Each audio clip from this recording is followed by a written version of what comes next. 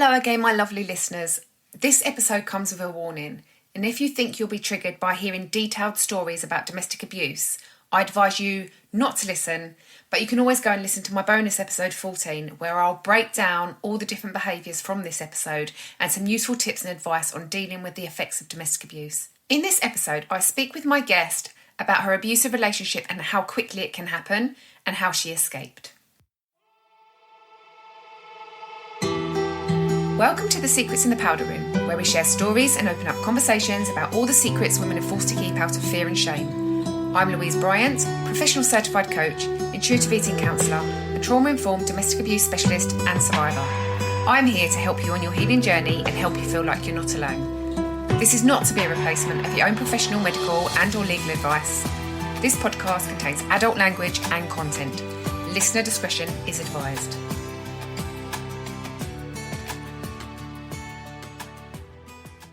Today's guest is going to remain anonymous for safety and protection reasons, but she's coming today to share her brave story of how she survived and learnt to thrive after domestic abuse. Hello and welcome to the Secrets in the Powder Room podcast. How are you doing today? Yeah, I'm good. You, Louise? Yeah, I'm very well, thank you. So thank you for coming in today and sharing your story. You're welcome. Awesome. So what secrets have you been keeping out of fear or shame? I was in an abusive relationship. Okay, and where would you like to start the story? Where shall we start? Maybe when you met him? I met him in a nightclub. We was basically a one-night stand. I went clubbing again the next weekend, and then the same thing happened. I went home with him on that Saturday. Okay, and was that a whirlwind romance when you first met him? Yeah, it was like everything that I ever dreamt of. He was this bad boy persona that it just like made me tingle inside, the butterflies, really smiley around him. Literally, he made me fall in love at first sight with him. And how soon after meeting each other did you actually officially form a relationship? Literally 2 weeks. 2 weeks, wow. So tell me a little bit more about that first 2 weeks. Them 2 weeks was the most amazing 2 weeks. Like, we went out together, went out clubbing together. I literally moved in with him a week after the relationship started. And then we was with each other every day. We went out nice places, restaurants, etc. It was like a whirlwind of romance. It was crazy how fast this had all happened. Yeah. And what was the first inkling of a red flag that you noticed? When I was like to him, I'm going to go to my mum's for the weekend. I'm like missing my family, you know what I mean? But I haven't seen my family in like 3 weeks. I haven't seen my mum in like 3 weeks almost. Yeah. I've spoken to her on the phone, but I haven't seen her. Okay. And I just wanted to go home, see my mum. And then he was like, well, no, you're not going. And I went, what do you mean? I'm not going. And then he was like, you're staying home. From then, he was like, you're staying here. You're not going nowhere. He had locked me in. He'd locked you in. So it wasn't even like a playful, like, no, babe, I want you to stay, be with me. You're not allowed to go. He was literally like... Yeah, he had locked me in. And this was after just 3 weeks? Yeah, literally after 3 weeks. And I'm sitting there like, fuck, I've got myself in another situation with a guy again. Before you said you were going home, was there anything that you can think of that you can kind of say that was probably a red flag? No, nothing at all. It was literally the first time he's ever done this. Okay, so what was going on at home when he was keeping you there?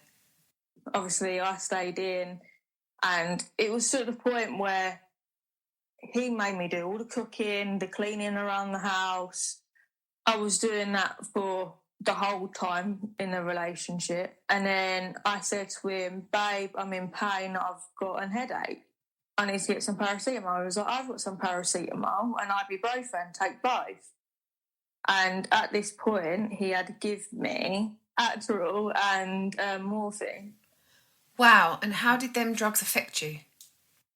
It made me like wide awake, but then when he gave me the morphine made me drowsy. So he gave you Adderall and morphine at the same time? Yeah, at literally the same time. And I was so drugged, I wasn't my normal self. Wow, yeah, of course not. So he'd locked you in the house, you said you've had a headache, and then he gave you both of these drugs. Yeah. When you're in a relationship, you don't expect them to give you another drug that isn't what they say it is. Like, they say ibuprofen and paracetamol, you expect to have ibuprofen and paracetamol, not Adderall and morphine. And why did he have these kind of tablets around the house? Did he have ADHD or something he needed morphine for? No, I don't know where he even got them from. I have no idea. And at what point did you realise that he'd given you drugs? Because it was like, to me, afterwards, he was like, you need more morphine. What, while you were still drugged or when you was normal again? While I was drugged, while I was in that state of mind. Do you think he said that by mistake, or was he saying it to let you know I've given you morphine now? Yeah, and like, you're under my control. And he would literally give me that every day throughout the whole relationship. So was he making you take this throughout the whole of the relationship? But I just took it to keep me going because I become addicted to it. Because I have addictive personality, and obviously once I have it once or twice, I want to keep doing it to keep me going. And then I was taking cocaine before we even got together, but my cocaine use got extremely worse while we was together to keep myself going. And was he using cocaine with you? Yeah, he was using cocaine, he was smoking cannabis. But was he taking morphine and Adderall with you? No, most definitely not. And then one night he injected me with heroin when I was asleep, and obviously I felt the pinch, I felt it go in my skin, and that's what woke me up. And I would look down and I see it was brown in this syringe. Wow. So he was keeping me drugged at all times. He could have killed you. So after you had that feeling of having heroin in your body, do you think that he perhaps injected you with heroin before that time? Yeah. Like, he must have, but that was the first time I see it as such. Like, this is fast forward a couple more weeks from when he, locked me in. Okay. And did he use heroin? No. Which was crazy to me. Like, how the hell have you got this and you know how to do it? Wow, that is scary shit. And from then, it was like I was constantly drugged. We would go to the same nightclub we met at, in a nightclub. He gaslighted me for the first time. Okay, and what do you mean by gaslighting? What happened there? We was dancing, obviously I was drugged, I was drinking. We was dancing on the dance floor, and then he pulled me away and he took me outside. He was like, why are you grinding on that white boy? And I was like, I haven't, I don't know what you're on about, I didn't do it. I was like, I was dancing on you, with you. And from then, it made me sit there and think to myself, have I actually done this? And then it got to the point where I actually was starting to believe I had done it. And I was going along with it. And I was like, I'm so sorry, babe. I love you. I don't want anyone else but you. Because he was so persistent that I had done it. But then my best friend was in the club with me at the time, and she went to me, he's gaslighting you and you can't even see it. And I was like, I don't know what you're on about. I love him. He's pitch perfect. He's everything. So even after he'd locked you in the house and you knew he was drugging you, you still felt like this way about him? I was already too deep in at this point. And how long into the relationship was this? This was probably 2 months in. Okay. So what happened next? When we got home after that had happened, he was just going mad. To the point he was punching the walls, the doors, and then he was just screaming out, you white little bitch, you're my bitch. He was just going mad, and he was screaming out, you're a whore. Wow, it must have been so frightening for you. From then, he had grabbed me by my hair at this point and thrown me at the front door. Thrown me, literally onto the door, so my head banged on the door. Wow, was you okay? How did you deal with this? I was screaming, stop, like, I'm sorry, stop it. Like, calm down, please, let's talk about this, let's not fight. And this was all because you allegedly was dancing with another man in a club? Yeah. In front of him? Yeah. And then after it, he sat down on the floor with me after me crying. He was like, I'm so sorry, I'm never going to do it again. Okay. And did you believe him? Yeah, like a fool. And then he was like, it's the cocaine, it's the drugs making me paranoid, making me see things and hallucinating. He would just keep saying this story to make me feel like maybe it was a one-time thing and he would never do it again. Little did I know, that was just the start. So was that it resolved for the evening? Yeah, we would go to sleep and then the next morning we wake up and then he goes, how did you feel grinding on the boy then last night? Oh, so it wasn't resolved or forgotten? No. And then I was like, did I? In my own head. And I'm like, this is crazy. And at this point, I sat there and was like, maybe I have. And I put in my own head that I have because he's drilled it in. Because why the hell would he keep going on about it? Why would he hurt me if it wasn't true? And what was going through your head in this moment? I forgot myself in another situation.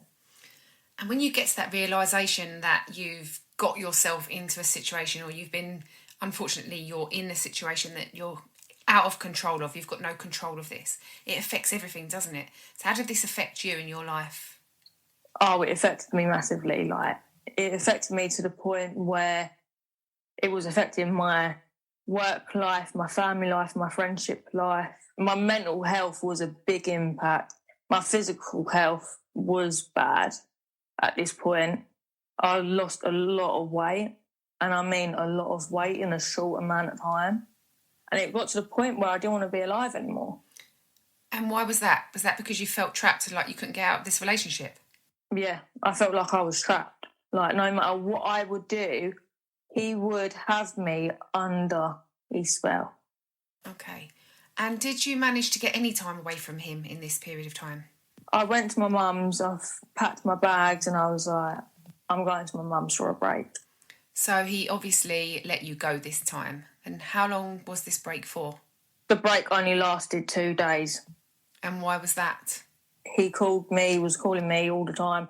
He kept calling my mum. At this point, I had told my mum a little bit what was happening, and he kept calling her, calling me, and then it got to the point where I answered in the end. And I said, I'm not coming home until you change. And he was like, I'm changing, I want to get all the help. And then he called me the next day. He was like, can we have a talk in the car? And I was like, yeah. So we talked in the car, and he was like to me, you need to get your bags. And where I was with him, I was like, shit. And then he went up to my mum's flat with me, got my bags, and then he was like, we're going home. And how did you feel at this time? I felt trapped, and I felt like maybe he is going to change. And did he? No. Like, fuck, did he? But you sit there when you love someone so much, you sit there and go to yourself, I really, really hope he's going to change. I hope things are going to change. Yeah, I totally get that. Totally been there. Like, you would sit there, put all your hope, all your heart, sweat and tears, blood and everything into it, going, I'm going to stand by him. I stand by him too long. And how did you get out in the end? He was out with his friend. This was about 1 o'clock in the morning. He had left the bottom lock unlocked on the door. That means I could go out. But he forgot to do it, where he would always do it. So it was this one-time thing. And I packed my bags, first thing I did. So he'd always go out and lock the door, and this one time he forgot to lock it. Yeah. And I just called my friend, my male friend, and I was like, can you come and pick me up, please? And he was like, why? I was like, you're right about this guy. He picked me up. I went to my dad's for the day after that had happened. And my dad was like, I don't know what you want to do. You can't move back home. But what made me leave him was because Brad went through a lot at this stage towards the end, and where he had abused me in every type of way. My brain, every time he did it, like my brain would start to burn and my body just like freezes, and then like my body was going weird. He would just check my phone, go, who's this? He would sit there reading messages between me and my mum, me and my dad, me and my family. Wow, yeah, he was really controlling you and keeping you and isolating you from your family and friends, wasn't he?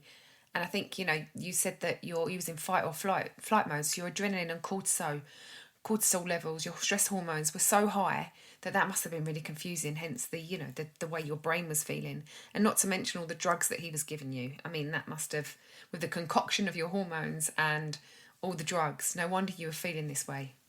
So what made you leave in the end?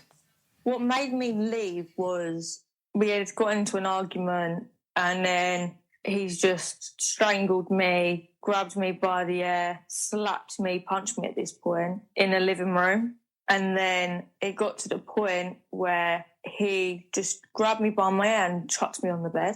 And then he pinned me down and slapped me again. And then he raped me. Wow, that must have been so difficult for you and so frightening. And I'm so sorry that happened to you. And I just want to say thank you so much for coming and sharing your story on here, because I know there's so many people out there who will listen to this and understand this and get this and have been through this, and this will help them to feel like they're really not alone and that there is help out there and there is hope. Rape is such a damaging thing, and it's not uncommon. Like, it happens to so many girls and women. Most girls and women have had some sort of sexual encounter that they didn't want at some point in their lives. And I think it's really important to have an understanding of this and the fact that no means no. And sometimes, I know obviously in your case, this was more of a violent rape, but sometimes when we don't understand, and men and women don't understand that it's not okay, you don't have a right to have sex with your partner just because you're partners with somebody doesn't mean you have the right to their body, and we all have the right to say no. And often, especially with an abusive partner, they may use that as one of their tactics to keep you controlled and, humiliated. And it's a way of them knowing and letting you know that they have the power. And yeah, it's sad, but unfortunately, sometimes this is a real hard realisation when you find out or you realise that actually your ex-partner or your partner is actually raping you on a regular basis. And when this happened to you, you must have felt so frightened. Like, can you tell us how you were feeling at that time? And can you remember how you were feeling at that time? I generally thought I was going to die in that relationship. And I think if I would have stayed longer in that relationship, it probably would have killed me. Yeah, quite possibly, with all the drugging you and beating you. So thank goodness you're out. And now you are safe and away. I'm safe, I'm sound. So how did all of this, what happened to you, affect you? My confidence shattered massively. And it got to the point where I didn't even know myself anymore. I didn't know anything I liked. All I knew that I needed to get out. And I left, and that was the end of the story. I blocked him, muted, unknown caller. So you mentioned before that you went to your dad's and he said you couldn't stay there. So what happened? Where did you go? What did you do? Did you go to your mum's? I couldn't go back home to my mum. So at this point, I'm literally homeless. My nan and granddad picked me up at my dad's. I stayed there for a while, and then I ended up getting a flat. And now you're safe and you're moving on with your life. So tell us, what's the next steps for you? My next step is to help other women. Awesome. And is there any advice that you would give to anyone who's maybe stuck in an abusive relationship and trying to get out? Always write a journal about it. And if you can, try your hardest to let someone know what's happening. Do whatever you can to get out. There is so much stuff I wish I would have done to get out sooner. You have a voice, you can use it. Don't make a man silence you. So try your hardest to not let them take over. And I would suggest with any women that's going through it, while your partner's at work, out shopping, whatever, etc., call Women's Aid. You could get into a women's refuge. They will pay for your train tickets. If you are fleeing from a domestically abusive relationship, train fare is free. There's Rail to Refuge. I would highly suggest to call Women's Aid and get out as soon as you can and report it to the police as soon as possible, if you haven't already. And make sure you access Rape Crisis and make sure you contact a therapy. Don't do this alone. Yeah, if you can get in contact with your local domestic abuse charity, whether that be Women's Aid or Solace, or also you can call the National Domestic Violence Helpline and get some advice there. I would also recommend that if you're going to do a safety plan, do it with a professional, get the help, and make sure that you're keeping yourself safe and your family safe. And if you're keeping a journal, you know, you might need to keep some journal for evidence, some evidence logging, but just make sure again that journal is kept somewhere where they will never see it, because we don't want you to put you in any extra danger. And as women, we should stand together and fight. Yes, us women need to stick together. Women supporting women. Well, thank you so much for coming on and sharing your story. And I hope that it helps lots of women out there who might be stuck in a relationship or been through a relationship and just understand what you've been through. And is there anything else that you want to add? Just get out, girls. Yes, utilise all the resources that are out there. There is lots of resources out there and you just need to look in the right places. There is so much help out there. Thank you for listening to this episode of The Secrets in the Powder Room.